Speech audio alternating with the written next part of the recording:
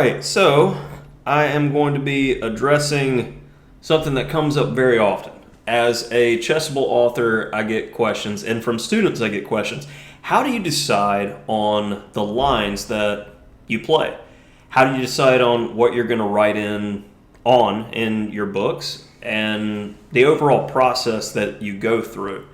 And I was privileged when I was younger to have the ability to work with some very strong grandmasters, one of which was Grandmaster Nick DeFermian, author of MCO, and I got feedback from him back then in 2010 or 11 on the process that I was using, and he verified it as pretty okay.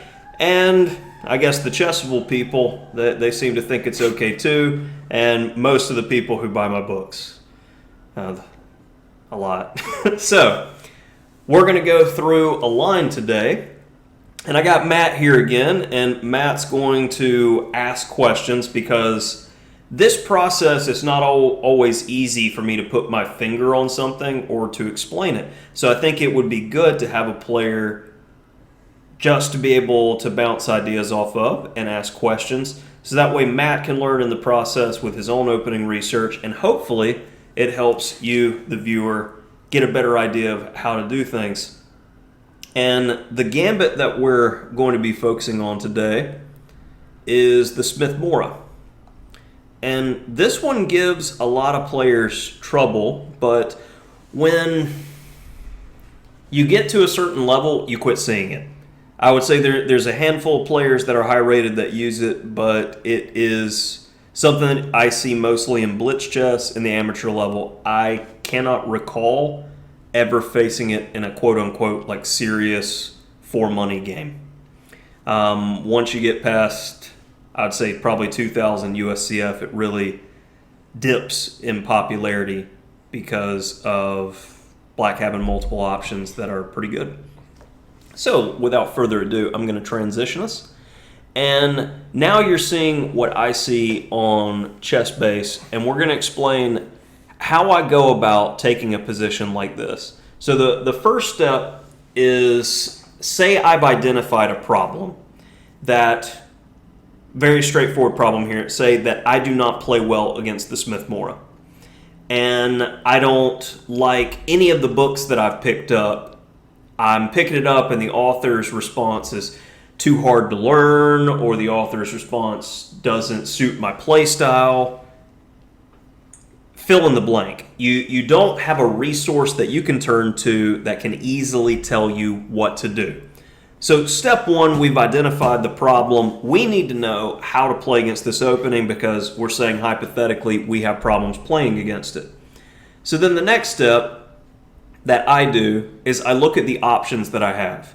Say I've glanced at the books and I already have some idea of what's going down and what to do, but I'm going to open up the database, and I'm not so concerned with the names at this moment. I'm more concerned with the score and the breakdown. I want to see popularity, so I'm looking at the number of games, and then also on top of that breakdown percentage. And some people misunderstand how to read these statistics. So Matt, what does it mean to you when you see like 48% versus 50%?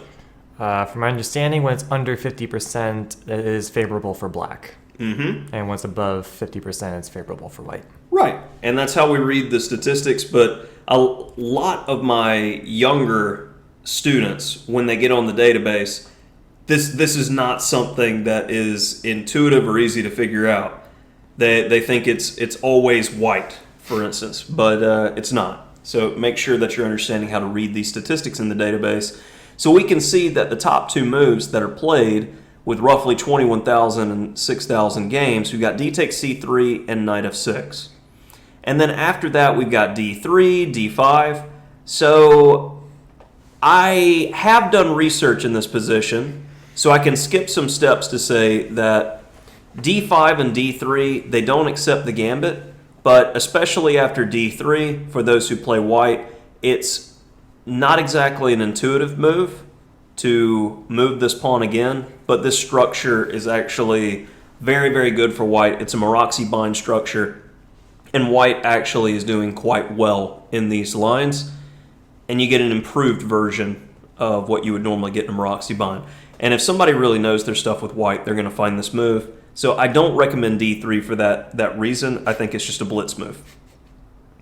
But after c3, we've got either knight f6 or d takes c3. And these options are very, very different based off of your personal preference of what type of position you would like to play better. And we're going to come back to knight f6 after we've gone into, let's say, the meat of the matter. Because when we're analyzing, you always want to go for the most critical variation first and then work backwards. So in this case, d takes c3 is the most critical variation. It's been played most frequently, and I'm just going to leave in that side note, d3, c4 in the meantime. You know what? Control Y, you're gone. d takes c3, and now it looks like the main move is knight takes c3, so we're going to keep going here. And I'm going to let, before I do anything else, the database run to its logical conclusion, because I want to see what's most popular. We've got 13,000 games, so let's see what all the fuss is about as I just choose the top move, and we're going to go all the way down this line, and we're going to get to the inevitable conclusion. And of course, there's so many branches and so many things that you could have done instead. But when I get to the end point, As in the end of the game?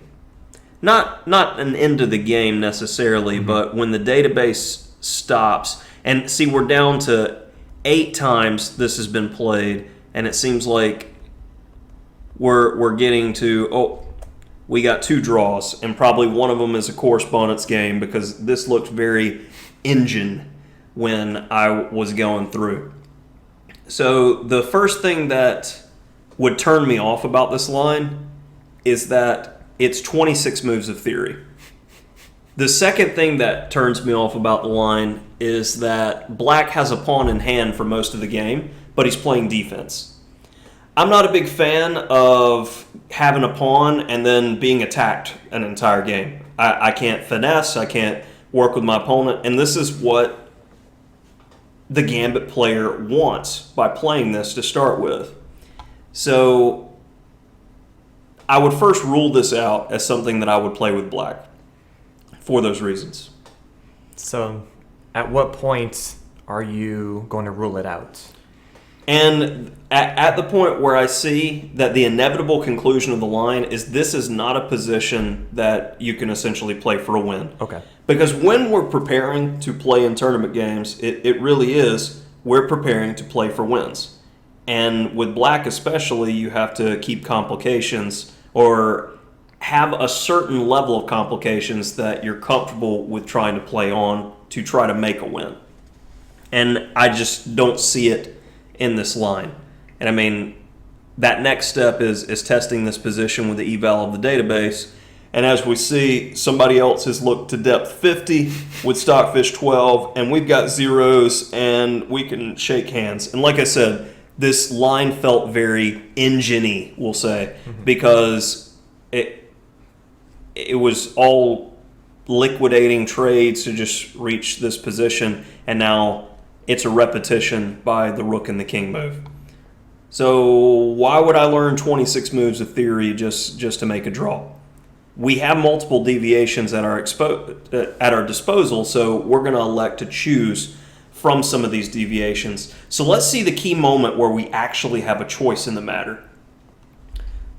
So once white's played c3, we had our first branch that we talked about, d takes c3 or knight f6. Like I said, we'll come back to knight f6. But if we're going to accept the gambit, this is a move that we have to make. Knight c6 seems like e6 or d6 is more than likely going to transpose to something similar to what we just looked at. But knight c6 is more flexible than e6 and d6. That's why I would choose that move. Once you make the pawn can't go backwards.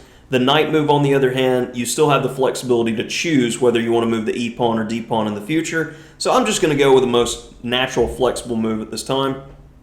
And then from here, same kind of thing. I feel like bishop c4 is played in most of these lines. So this is going to be kind of a relevant move. So we're moving right along. Now, this seems to be a point to where we could actually go, well, which line do I want to play, d6 or e6? So we gave a shot with d6, and we saw how that worked. Black played e6 on almost the next move. But one of the things about playing d6 first, the bishop on f8 is not going to have options for the future after you play e6 other than simply going to e7. And I want to see if there's anything that doesn't transpose from our initial line. Those are the deviations that I'm talking about here. So let's go with e6 this time, the second most popular move. But it scores better, which sticks out to me. So e6, and now bishop c4 again, looks pretty logical. And now we seem to have a number of branches. Lots of different moves to choose from, and a lot of them score quite well for black. Queen c7 seems to be doing the best out of them. And that's normally where my attention would be drawn, is this is the critical moment where you can go through and choose from these different lines. See if any of them fit your palette, so to speak. Because that initial line that we looked at with d6 following the database to its inevitable conclusion, it made me uncomfortable for two reasons. One, I didn't feel like I could ever do anything with black other than follow theory. And it's memorization. That's not actually getting to play a game. And then two, the inevitable conclusion of the line was draw. I'm trying to win with black. That's why I play a Sicilian. So let's look for ways that we can deviate from clearly what white wants. If so many people have done it in the database, this is what they're playing for. They get to have that certain type of game where they attack you. So I want to prevent that. So why are we not using the engine? Well, we're not using the engine yet in the process, and that is a good question because right now I'm in the research phase. I am simply looking at the options that I have at my disposal, and once I've gone through those options, I'll find a line that I like, and then that's when I start using the engine to improve on existing ideas and games. Okay. So that's when I'm going to start hopping over here to this side and being like, oh, I recognize the name Joe Bava. He's a boss. I'm going to take a look at that game. Oh, Peter Spidler. Like, ooh, he won these games too. Those are the types of things that stick out. I don't initially just go, this guy's name I recognize, so I look at the game. That is not exactly going to be useful for you. You may learn something from the game, but it's not going to help you decide which opening you're actually choosing. Okay. You're actually saving time because this has already been worked out by players that we know. Right. And I'm wanting to choose the path and then look at those games by these strong guys. Okay. So it's not just needle in a haystack. You may get lucky and find the line. But as we can see here, a lot of these moves seem very feasible from knight g7. It's been played only 200 times, but black scoring better than white. Bishop c5 makes some sense. All of these moves could make sense. But let's, for the sake of time and brevity, I'm not going to go through every single one of these lines. I'm going to skip a step. And I'm going to choose to investigate a line that I already know has been worked out by a strong player. Because recently I started investigating the Sicilian and looking at modern text, and the very, very excellent book on Chessable by Grandmaster Geary, and hopefully the next challenger for the World Championship if the candidates goes well for him in these last two rounds. He's got the lifetime repertoire on the Sicilian Najdorf. And in that repertoire, against this line, he actually recommends bishop b4. And when I was looking at these lines, I was impressed by them and felt like it's a move that makes a lot of sense. And that's what we're going to be investigating further from here. And it gets away from this structure. This black doesn't have a choice here. Bishop b7, knight f6. We don't have a choice. With the line that we're looking at, though, with bishop b4, this is an imbalance, different from the other lines. And with it only being played 600 times, this tells me this isn't majorly on the radar of those who play the gambit in the first place. It may be a footnote in a book, but they're going to spend all the time on this initial line that we looked at. So this is where it gets to, well, why don't I just follow the main line for the sake of it being the main line? Well, it's been beaten to death in so many books by so many players, everybody knows it. Surprise value is part of the preparation process. And when you look at my books, like say my first book on Chessable, Master of the French Defense, I recommended a line, say, against the advanced variation. I actually recommended a few lines, but once we get to the advanced, we can see that the move that I recommended, one of them was move 4 knight e7.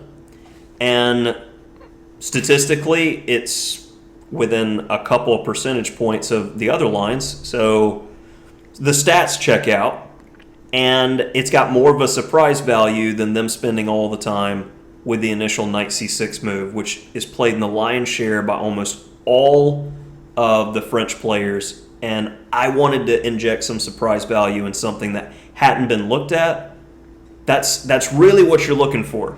These days, you need to win the preparation battle before the game ever starts. You need to be more comfortable than your opponent, and you need to get them outside of that automatic comfort zone.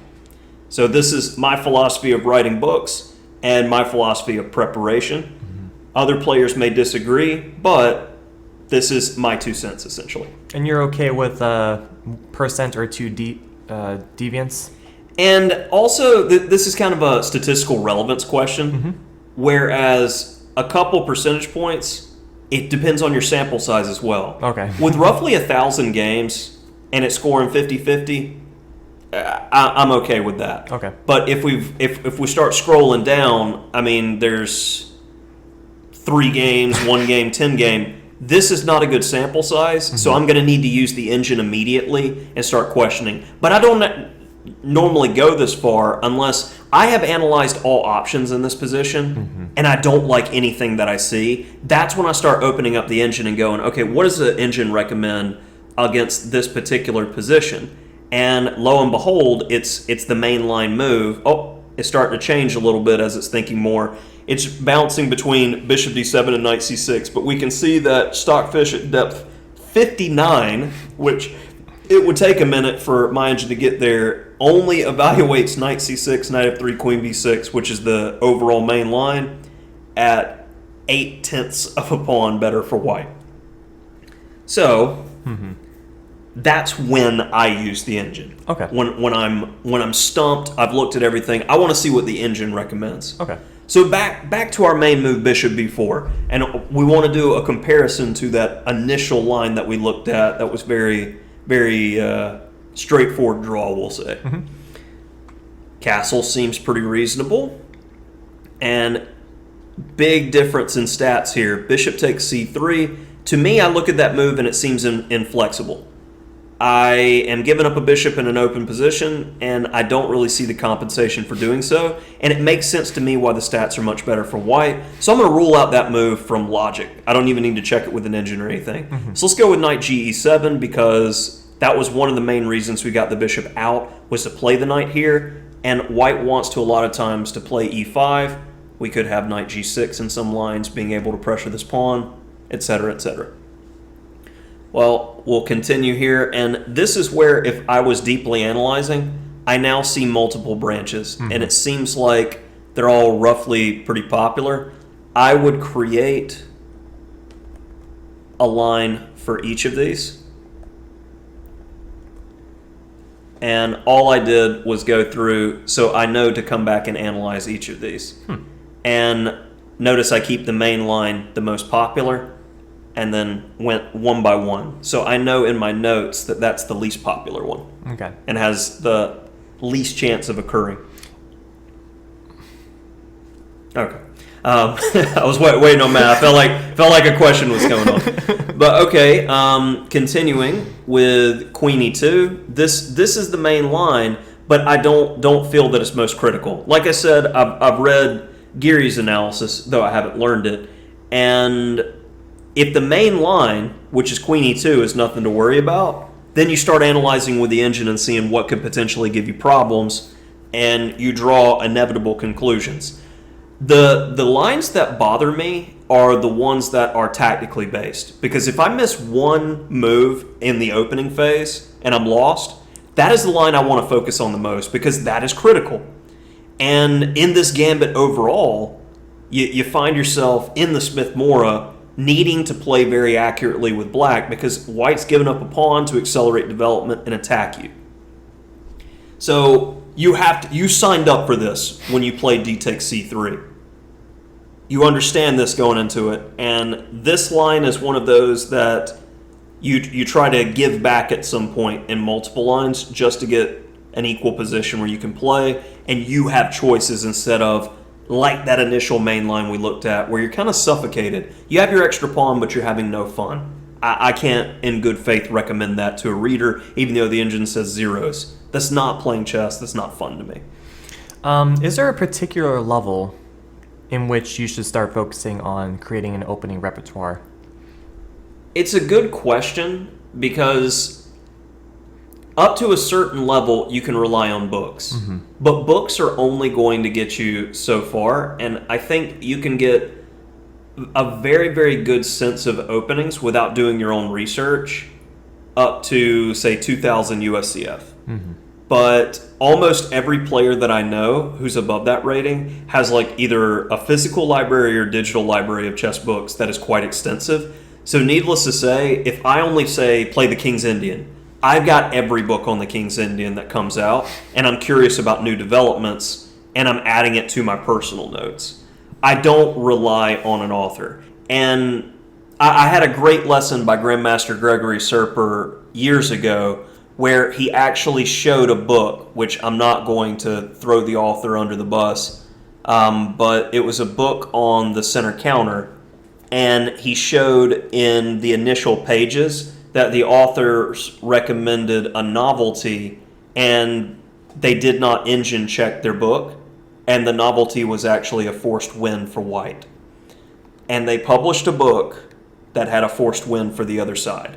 And his point with the lesson is you should always be asking questions and doing analysis for yourself to a certain degree, because had they actually done their due diligence, the book never would have been published.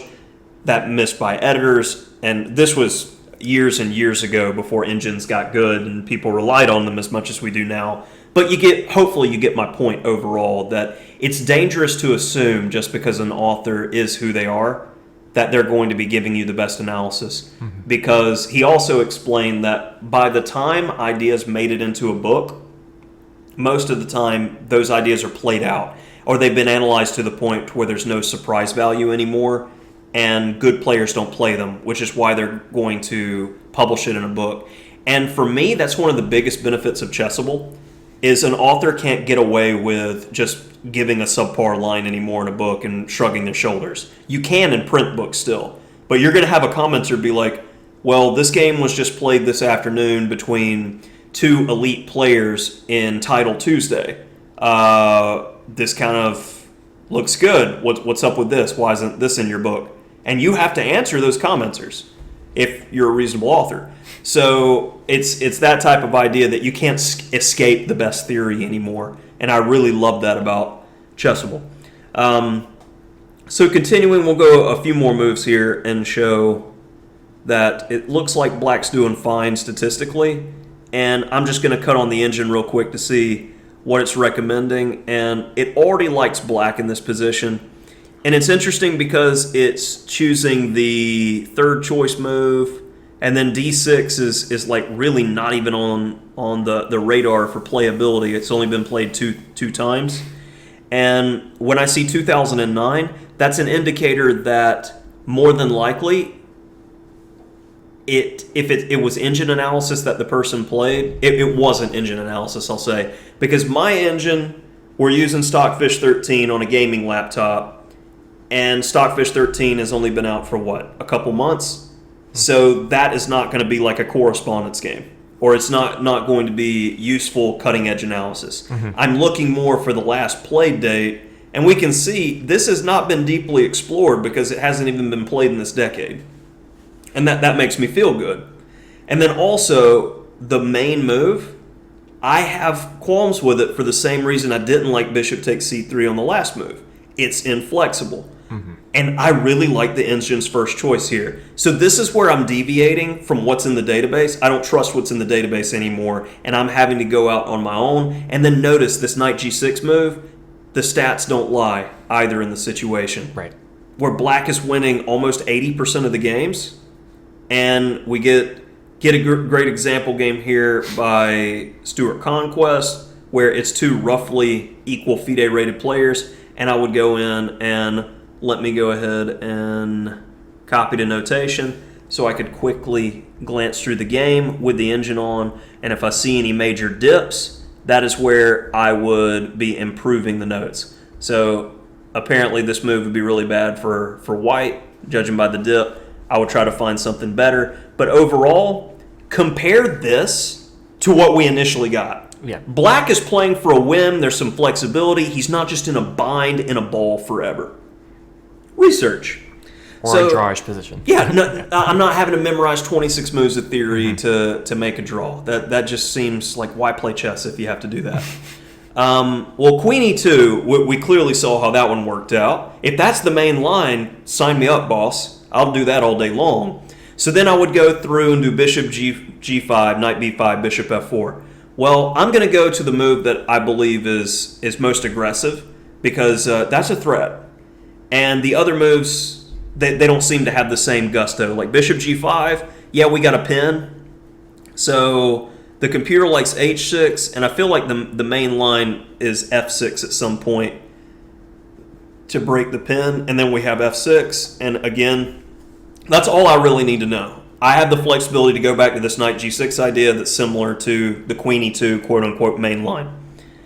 So when I come back here, like that's all I want in my notes. As long as I know that I can play chess and I'm not losing from some stupid tactic out of the opening, I'm like, okay, that's where my notes end, for the most part, for me personally. This is literally what you do to create your Chessable books. Yeah, step by step. It's going through all of the critical continuations, and also, like, notice, I didn't turn on the engine until I got to a certain part of the process. Right. Because I want to think. I don't want to just be told, because I'm not going to remember this. Yeah. And I believe that there's multiple phases to actually learning. If you're trying to learn while you're doing the research phase right now, you're looking at too many ideas, you're not going to retain anything. You first set out, build the skeleton of everything that you need to know, then go back in, find key example games, improve on those example games using the engine, cut the analysis to what you need, and then go back in and annotate the key ideas that help you remember everything. Like why I'm playing this in the first place. Cool. That's the overall step-by-step process. So knight b5, clearly there is a big threat of the knight coming to d6. And if I didn't want to take on c3, I surely don't want to take on d6, where my bishop on c8 is going to be a pawn with a funny hat. So the only move that makes sense seems to be d5. So let's go ahead and go with that one. And after e takes d, we're seeing a classical trap here after bishop takes d5. You don't want to play queen takes d5 due to knight c7 check. So you need to play knight takes d5, and then queen takes d5 anyway with the same kind of idea. If I play queen takes d5, knight c7, and I believe this is like Geary's exact analysis for this line, after castles, pretty much any next move other than queen takes, you're going to trade and play bishop e6. And even though the pawn structure is symmetrical, again, compare this equalish position to the very first line we looked at, which if I just followed the database that's been beaten to death, you're not going to have a fun game. You're not going to be able to play chess. So hopefully this is something that's helped the viewers understand a little bit more of the research process of looking at openings and how I'm making decisions. And say you didn't like the bishop b4 line. Well, you can go back in and try all the others and go through this process with each line. I just chose it because I know the work's already been done. And if Geary published it and it's in Chessable and the book's been out for a while and there's been no major edits, it's good. So the time to break a branch is when you want to find your flavor. Yes. Okay. And say you, and we have an out here, a very major out, and I said I was going to come back to the difference between d takes c3 and knight f6. Like I said, you signed up for being attacked if you accept the gambit, because you're giving him the time that he seeks. Well, a time saver that I'm starting to see more and more authors recommend is playing knight f6 here, because the only real move for white is to play e5, and after knight d5, knight f3, you can't grab the pawn because the queen will take the knight. We are actually in an Alpin position via transposition, and you only need to learn to play against the Alpin to face this gambit as well. You just need to play the knight f6 line in the Alpin, which is, as we can see, the Alpin scores better for black than it does for white. Yep. And for reference, for transpositional purposes, to show it, c3 immediately, knight f6, e5, knight d5, d4, c takes d4, knight f3, and we have the position by transposition. That's really cool. So, and we all know that the Alpin is solid. You have more options for black. So if looking at these lines, if accepting the gambit made you uncomfortable, you could go for the very solid option with knight f6 instead and get an Alpin. So you have the out to just have a solid choice. And for me, I'm aware of both of these lines and these variations, so it depends on my mood. If I feel like I'm playing against a young, talented, aggressive player, I'm going to play the solid line and make him just play an equal chess game with me. If I feel like somebody is just playing this for fun and trying to fun me, if you will, I'm going to accept the gambit and we're going to tussle because I think I know it better than you. So having options and knowing the options at your disposal in openings is very important. But keep in mind that the reason that I chose this particular line is it's a line that has given a lot of my students problems, and they just don't know the options that they have. And then they sit down with a database or a book and just blindly follow what an author says without looking through the option themselves. You have to think about selecting openings and specific variations, like going to a restaurant and shopping from the menu.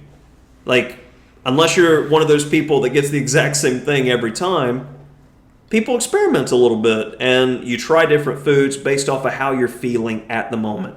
So think about selecting your openings like from the menu, and in order to do that, you need to see the menu. And that's that research process that's very important. So let's say you did all the work, you got your opening down, you have your variations set, and you go into the tournament and your opponent throws you a curveball you didn't prepare for. What is the correct plan? So that is rarely going to happen if you're following the process that I showed you. If you legitimately did preparation step by step, notice when we get to a certain point, I'm like, these are all of the feasible moves that he can play. And I don't want people to get too overwhelmed with this, because I think there's statistical relevance that need to be taken into account as well. If I'm a Sicilian player and I'm playing black, I know that this gambit is played maybe 1 in 6 times that I sit down to play in online blitz. At my level in tournament play, I rarely have to see it anymore. So in regards to preparation, the only time I'm really going to deeply look at these lines is if I found out before a game from looking an opponent up that they specifically play this as their main weapon. Oh yeah, I'm going to prep. I'm going to look at my notes and I'm going to make sure I have it down. But most lines in chess, you don't need to study on a regular basis. The stuff that you need to study on a regular basis is the things you're seeing all the time. So if you're a Sicilian player, the open Sicilian, yeah, you need to constantly be looking at it and studying it to keep it fresh in your memory. Any line that is critical, like that knight b5 line, you could lose on the spot by not knowing d5. So I would put that in my notes as this is hypercritical. If I could lose immediately, this needs to be at the top of my study list when I'm opening up to study. Otherwise, like queen e2 was the main line within bishop e4, and there was nothing that stuck out that was like, I can lose quickly from this. So, any other questions? That's all I can really think about. Thanks, Brian. That's a lot easier to go ahead and check out my personal repertoire and really work hard at the lines that I really don't know. And as you guys have questions too, as you know, I'm very active as an author on Chessable. I try to answer questions. And I appreciate the comments we've been getting in YouTube. The support, I love having the support, and I appreciate the people that are kind and positive. And as you have questions that come up, please ask them. If you're confused about any part of this, or there was something that we missed, ask away, and I'll either make another video or we'll answer your comment there. And please like and subscribe and support the channel, because that's part of the process, that what we do, supporting us, this is our livelihood. And help us get bigger and be one of the people that helps with that process. Got to work on that outro. Also, click that bell icon so you can get notifications when we post new videos. Notifications. All right. Thanks, guys.